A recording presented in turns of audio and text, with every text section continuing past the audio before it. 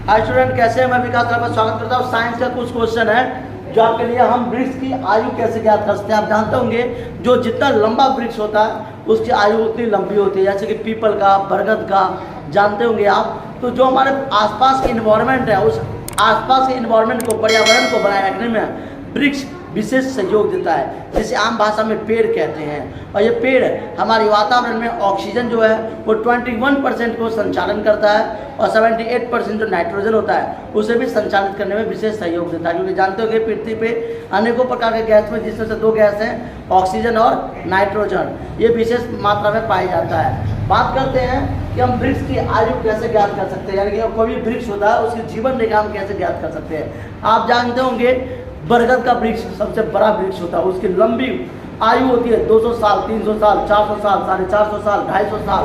जितनी लंबी वृक्ष होती है,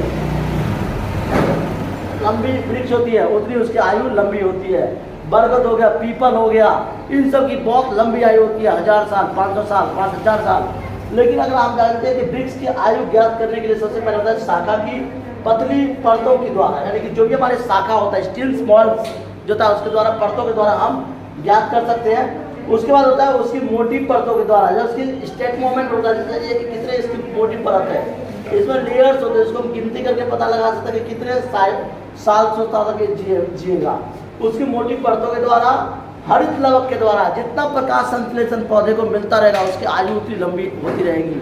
पृथ्वी पे अनेक प्रकार के गैस है, जिसमें से 71% पाया जाता है आपका 78% 78% पाया जाता है नाइट्रोजन, जो कि कभी कभी हम ऑक्सीजन के बदले नाइट्रोजन भी सांस ले लेते हैं। ये मत सोचिएगा कि हम पूरी ऑक्सीजन गैस लेते हैं, नाइट्रोजन भी लेते हैं। जो हम छोड़ते हैं CO2 यानी कि कार्बन डाइऑक्साइड, वो H2O पानी जो होता है हमारा, वो लेयर कंसेप्ट करता है हमारा किसके साथ, वृक्षों के साथ। क्योंकि जो हम सांस लेते हैं वो वृक्ष जो है वो सांस नहीं लेता, क्योंकि वृक्ष वो छोड़ता है तो हम लेते हैं, और हम जो छोड़ते हैं वो वृक्ष लेता है। यानी हमारा संबंध वृक्ष से और वृक्ष का संबंध हमसे होता है।